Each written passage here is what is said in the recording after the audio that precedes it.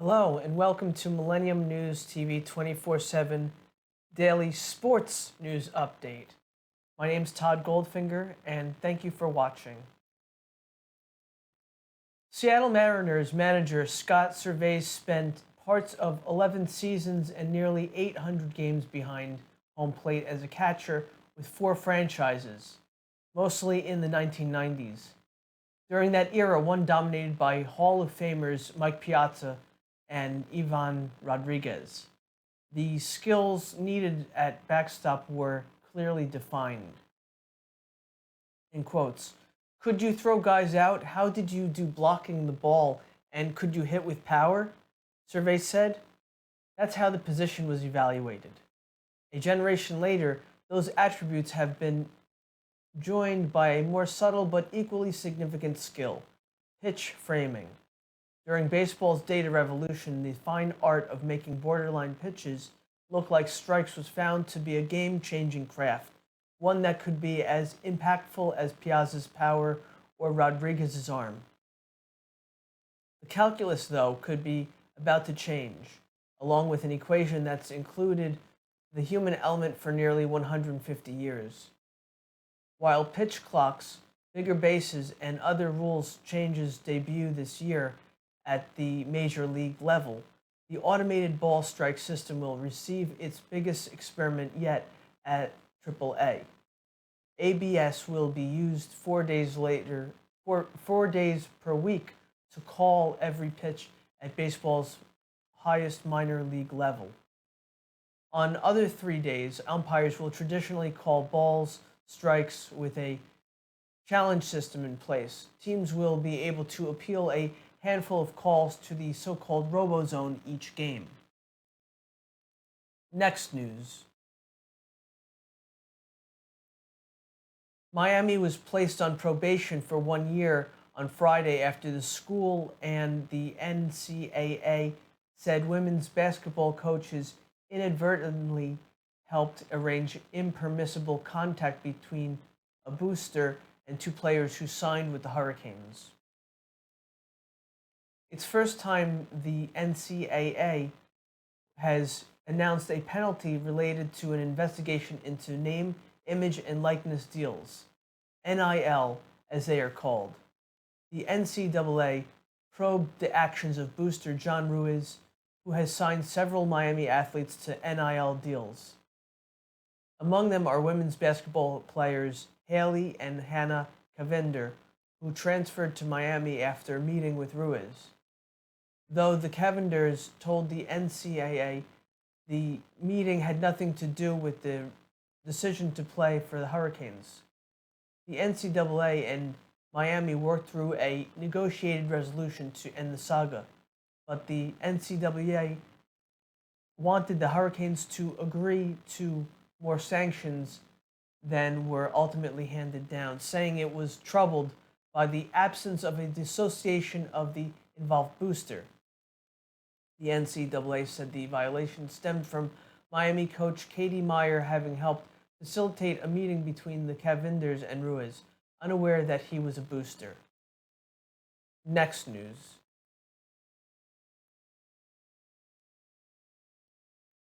TikTok, Manny Machado. Better watch that pitch clock.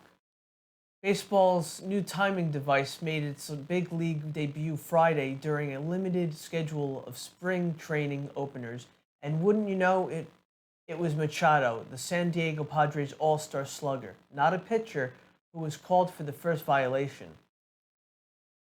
Machado found out the hard way that the pitch clock works both ways. He wasn't fully in the batter's box and facing Seattle Mariners left-hander Robbie Ray as the 15-second clock wound under 8 seconds in the bottom of the first inning in Peoria, Arizona. Umpire Ryan Blakeney called time and signaled strike one against Machado, who finished second in last season's NL MVP race. Machado was hardly phased. He singled on a 2-1 pitch and then collected another single his second time up. Machado, who batted between fellow superstars Xander Bogaerts and Juan Soto, laughed about it afterwards. Going into the record books, at least, that's a good one. Not bad, Machado said. I might be just I might I might just be 0 to 1 if I can get 2 hits every game. Next news. The Milwaukee Bucks sure didn't let Giannis Antetokounmpo's early exit bother them Friday night as they rolled to their most lopsided victory of the season. Now they wait to learn whether they might have to continue playing without the two-time MVP Antetokounmpo late in the first quarter with a right knee issue to spoil his rapid recovery from a sprained wrist. But the Bucks still trounced from Miami Heat 128-99 for their 13th consecutive triumph. In quotes, I haven't gotten the full breakdown, but I'm pretty sure either on a drive or on a screen or something like that. He knocked knees with somebody and just wasn't able to return, said Bucks coach Mike Budenholzer, who had no update beyond that. Antetokounmpo was in the starting lineup just 4 days after heading to New York to have his right wrist examined.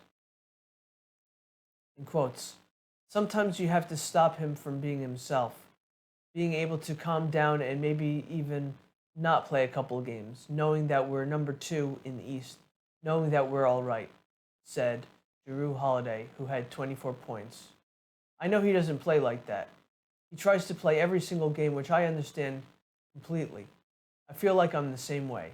End quotes.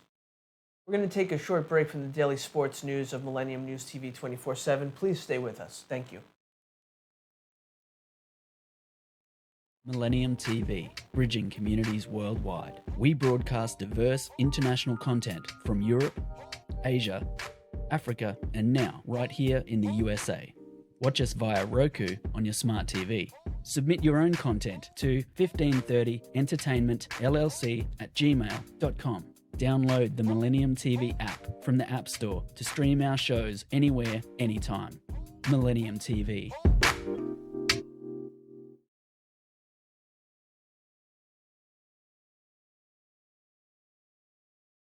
Hello and welcome back to Millennium News TV 24/7 Daily Sports News Update. Thank you for watching. Here's the continuation of the sports stories. Paul Casey birdied his last 3 holes for a 6 under 65 with a share of the lead with Jason Kokrak on Friday as the second season of Saudi-funded LIV Golf began at Mayakoba. Casey was 5 under through 10 holes before he lost ground with a double bogey on the par 4 second hole. He responded with a hat trick of birdies to close out his round on the El Camaleon golf course at the resort south of Cancun. Kokrak played bogey-free, chipping in for 1 birdie and holing a couple of lengthy putts. They were 2 shots clear of Peter Uilwin, Talor Guch, and Carlos Ortiz, one of 2 Mexican players who were part of the 48-man LIV roster. Mayakoba previously hosted a PGA Tour event in the fall from 2007 until November, when the resort moved over to LIV Golf.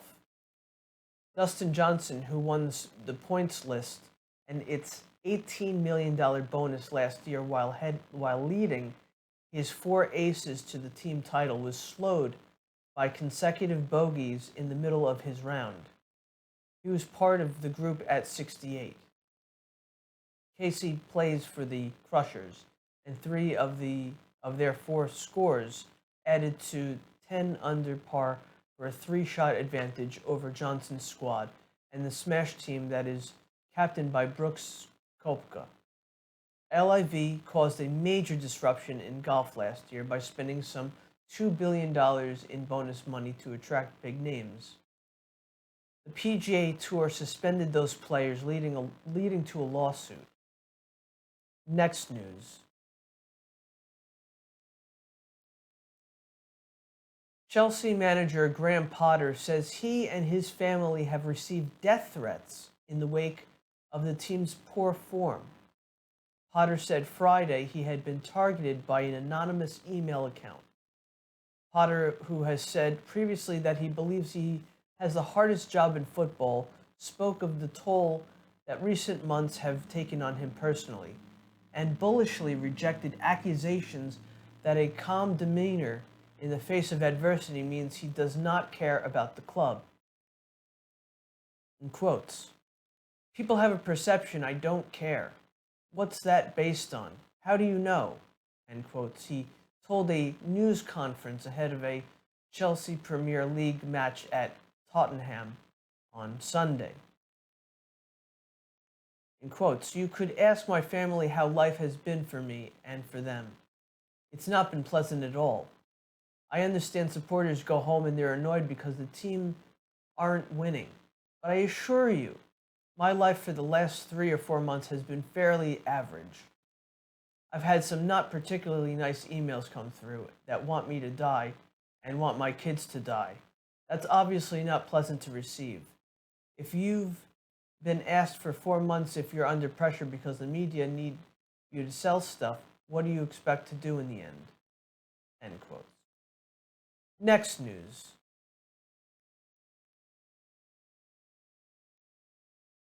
A federal judge declined Friday to postpone the trial date in LIV Golf's antitrust lawsuit against the PGA Tour, even while conceding that might be inevitable if LIV owner Saudi Arabia appeals a ruling that officials with its sovereign wealth fund be required to testify.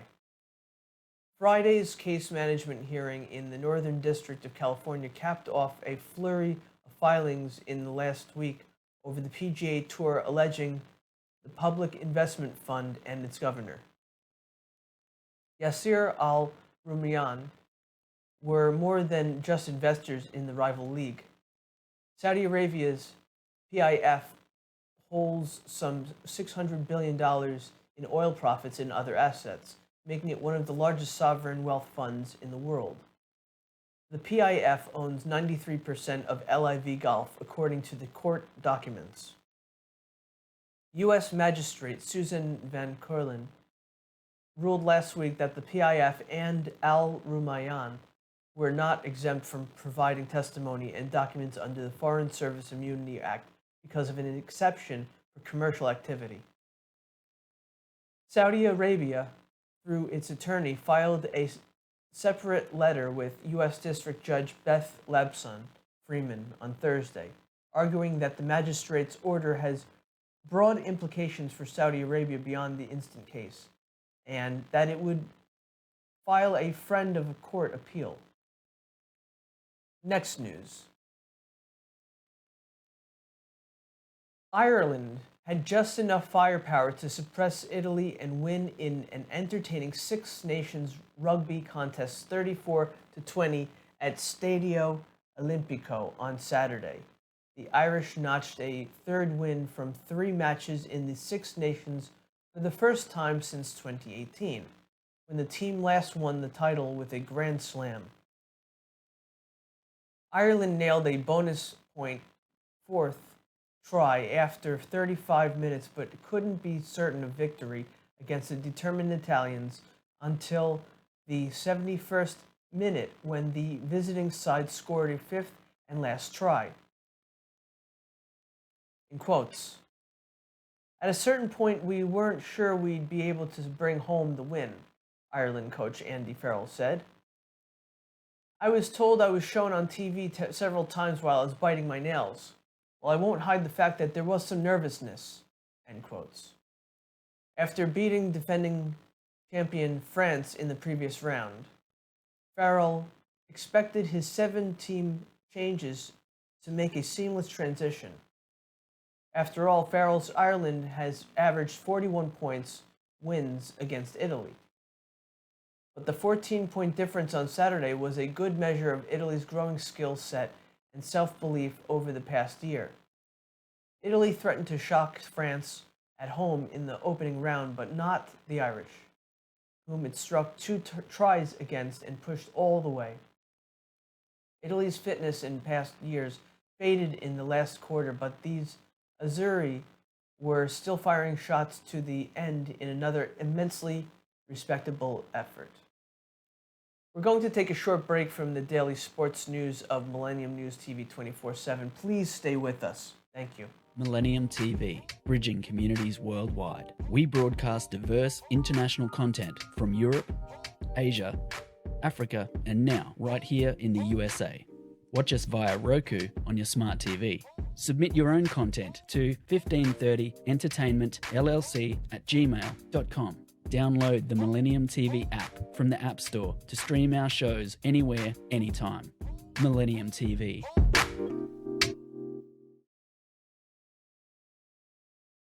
The daily sports news update. Thank you for joining us. England piled on the misery for Wales with a 20-10 victory on Saturday that left the beleaguered host nursing a third straight loss to open the Six Nations. The Welsh haven't made this bad a start to the Six Nations in 20 years, and it continues a tempestuous campaign for the proud rugby nation after a pre-Six Nations racism and a bullying scandal and a contract dispute which has dominated the build-up this week.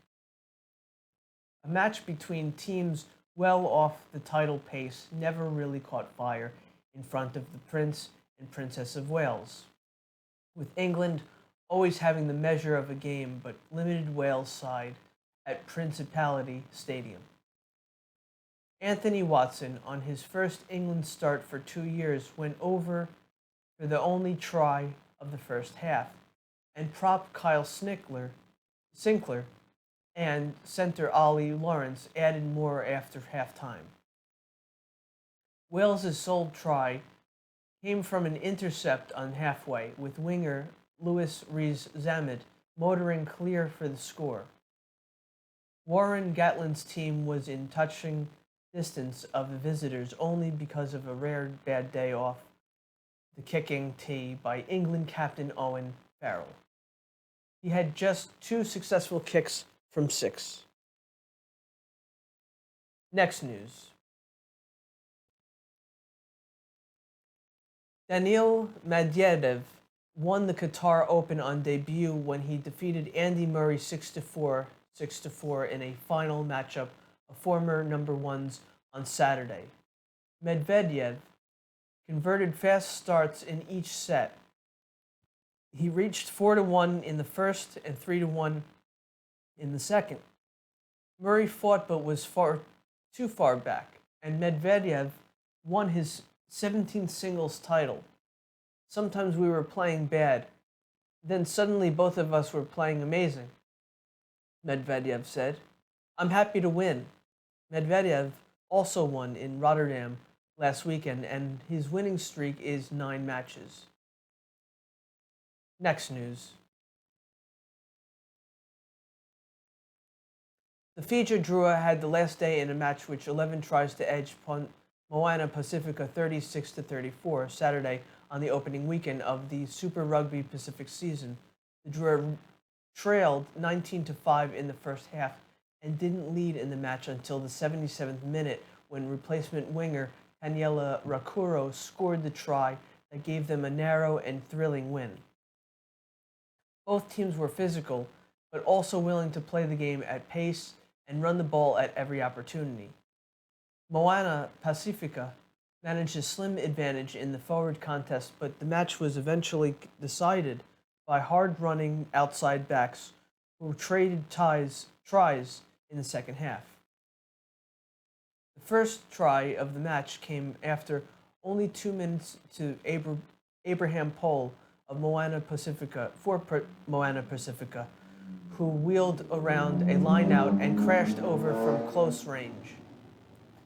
When Chris Apawa scored after a strong surge by Timosi Tavatanavawai, Moana Pacifica had a 12-0 lead only after 9 minutes. Next news.